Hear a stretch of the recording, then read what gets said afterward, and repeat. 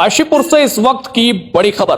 गंभीर मामले में 3 अभियुक्तों को हुई उम्र कैद की सजा। जी हां, इस वक्त काशीपुर कोर्ट के बाहर में मौजूद हूं और 3 अभियुक्तों को उम्र कैद की सजा एक बेहद गंभीर मामले में सुनाई गई है। अब क्या यह गंभीर मामला है, किस तरीके से ये उम्र कैद की सजा सुनाई गई, इसके बारे में पूरी बातचीत करने के लिए हमारे साथ वकील मौजूद हैं।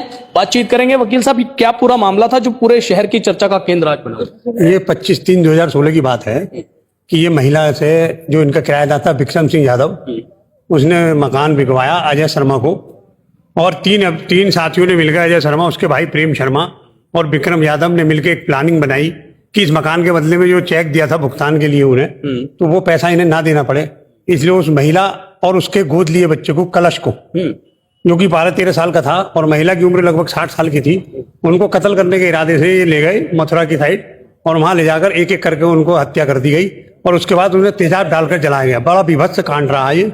उसका ट्रायल चल रहा था न्यायालय में, न्यायालय श्रीमान प्रथम के यहाँ, और ट्रायल चलने के बाद समस्त गवाहियों को होने के उपरांत माननीय न्यायालय ने उन्हें आजीवन कारावास की सजा सुनाई, जिसमें हम प्रोसिक्यूशन ने और हमारे जो एडीजीसी हैं रतन सिंह काम्बोज और हमारे साथी अर्पित गरोड़िया जी ने, सबने मिलकर हमने फांसी की मांग की, क्योंकि ये रेयर्स से रेयर्स केस था। क्योंकि उनकी हत्या के बाद उनके शरीर का पहचान मिटाने के लिए उनके शरीर को तेजाब से जलाया गया था, तो ऐसी परिस्थिति में उन्हें फांसी की सजा होनी चाहिए थी, लेकिन आजीवन कारावास माननीय न्यायालय ने किया। ये भी न्याय है। हम फिर भी इसको आगे के इसके लिए हम आगे जाएंगे और कोशिश करेंगे उन्हें फांसी हो।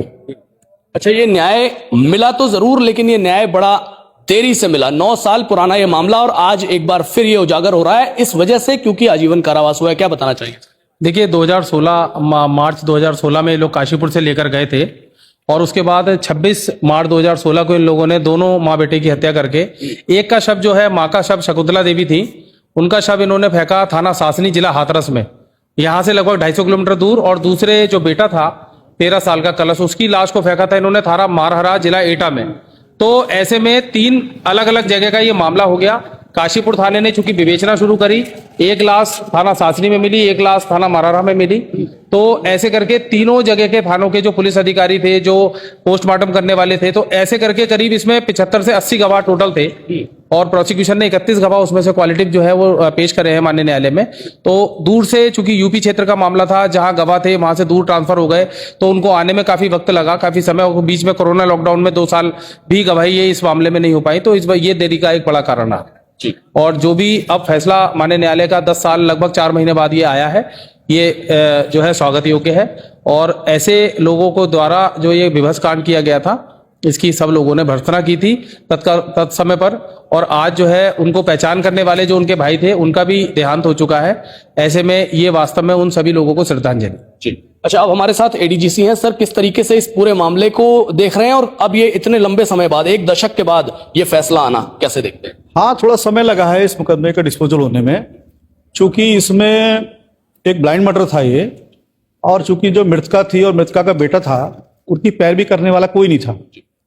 तो इसमें एक अधिवक्ता हैं, उन्होंने बड़ी हिम्मत करके सीएम पोर्टल पे शिकायत भेजी और उस शिकायत के बाद में इस मामले में अभियोग पंजीकृत हुआ गुमशुदगी में, और उसके बाद विवेचना हुई। देरी का कारण इसमें यह है क्योंकि गवाह इसमें काफी संख्या में थे और दूर दूर थे। कोई सासनी थाने में भी चूंकि एक लाश बरामद हुई थी, जिला एटा में, एक मारहरा में बरामद हुई थी मथुरा के पास, वहां के भी गवाह आने थे इस मामले में। तो कुल 31 गवाह प्रोसिक्यूशन के द्वारा इसमें प्रस्तुत किए गए हैं। तो उन गवाहों को वहां से बुलाने में और साक्ष्य कराने में थोड़ा समय लगा, लेकिन जो भी हुआ माननीय न्यायालय के द्वारा, माननीय एडीजी प्रथम महोदय के द्वारा जो है, इसमें बहुत अच्छा निर्णय दिया गया है और अभियुक्तगण को, 3 अभियुक्तों को आजीवन कारावास की सजा दी गई है। ये मामला बड़ा गंभीर था क्योंकि दोनों जो मृतक हैं, शकुंतला देवी और उसका बेटा कलश, उनकी पहचान छुपाने के लिए उनकी बॉडी में तेजाब डाला गया था और उनकी पहचान छुपा दी गई थी। फिर भी पुलिस ने इसमें बहुत अच्छा काम किया और इस मुकदमे को खोला, जिस कारण से अभियुक्त को 2 सिद्धि दी गई माननीय न्यायालय के द्वारा। दूसरा ये है कि इस मामले में जो हमारे साथी हैं, माननीय सीनियर अधिवक्ता हैं रस्तोगी जी और अर्पित गरोड़िया जी हैं, इन्होंने बड़ा सपोर्ट किया इन अभियुक्तों को सजा कराने के लिए। तो माननीय न्यायालय का जो भी आदेश है स्वागत योग्य है, और हमने तो आज इनको फांसी की सजा दिए जाने की डिमांड की थी, लेकिन माननीय न्यायालय के द्वारा जो भी आदेश दिया गया है वो स्वागत योग्य है। जी वकील साहब, आज एक मामले में 3 अभियुक्तों को आजीवन कारावास की सजा हुई है, उसमें आपका कंट्रीब्यूशन अहम माना जा रहा है, क्या मामला था पूरा बताइए। देखिए, ऐसा है, माता मनसा देवी मंदिर के पास ये दोनों माँ बेटे रहते थे। माँ बड़ी बुजुर्ग थी, बेटा बहुत छोटा था, और ये काफी समय से लापता थे और इनका कोई पता नहीं चल रहा था। इनके परिवार के सदस्य की भी जानकारी नहीं थी।